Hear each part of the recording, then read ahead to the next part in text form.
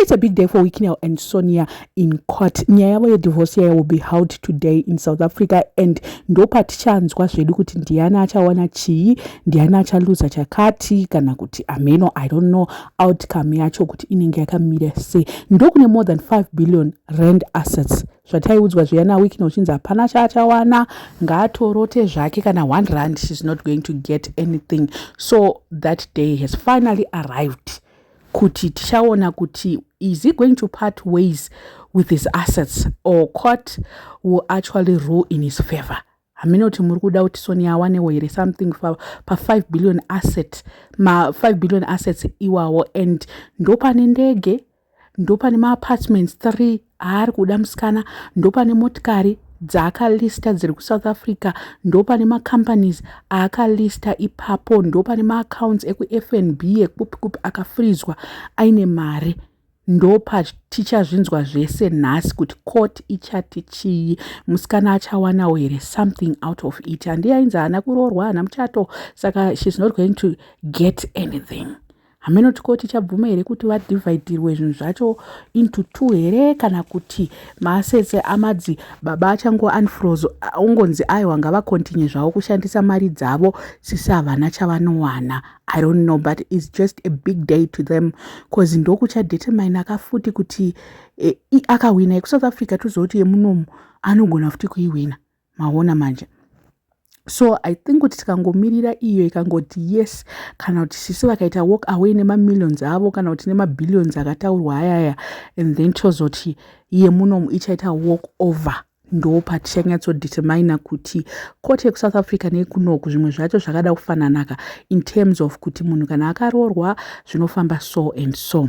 Over the weekend, Iye Wikinell Wacho was in South Africa, and I'm not so sure if he was preparing for today, because angaine vana vake ari paLanseria airport nendege dzavo. Mazuva vanenge vachingofamba futi nevanaka kwese kwese kwavanenge vari, vachinyatsoratidza kuti zviri kunyatsovaitira zvakanaka nevana vavo.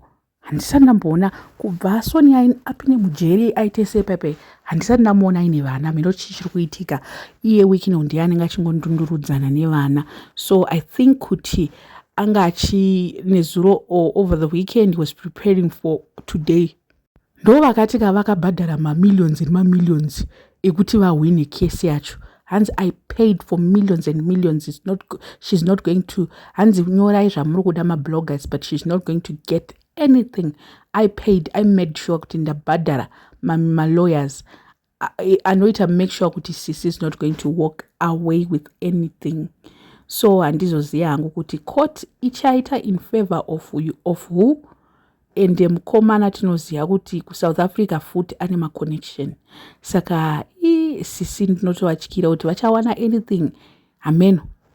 Let's just hope kuti she will get or something. 5 billion, more than 5 billion assets acho iwawo kuti she's going to get something. And my bank accounts ndofunga ndopa achazongonzwo acha unfrozwa after and aichema mazuva aperayo achiti I cannot pay for my workers, I cannot do what nenyaya yekuti kuSouth Africa kwacho ndokune mamwe macompanies ake aitadza kuita matransaction nechichichi anga kutocomplaina. So I think kuti after today it's going to make his life easier. Kana court yacho ikapera ikangoitwa nhasi kadididi, because he was given up to today muswa 15 kuti akwanise kuprova to the court kuti Sonia wasn't part. Sonia askufana kwana anything out of my assets. So he was given up to today ne court kuti nyaya yavo vanyatsoitaure zvakanaka, vanyatsoipresenta zvakanaka, because Sonia, according to the courts, she brought to them zvinhu zviri relevant kuti as a wife she was supposed to get 1, 2, 3. So it was up to Wikinell to prove to them that she's not supposed to inherit anything because she wasn't married and. So Iye Wikinell ndiye angari on his toes trying kuda convince the court. So now they have to present to the court kuti Sonia say vari kuti haasi kufana kuwana anything out of my assets iwawo, ende zviri kunziwo pakashaya kuti ichingopera nyaya iyoyo zviri kunzi Hawks also is supposed to get information yekuti where does he get his money from. Ndo zvimwe zvainzi probability iyoyo iripo yekuti also they're going to make sure that they audit mari dzake and the likes. I don't know what you guys think. Let me know in the comment section what are your thoughts.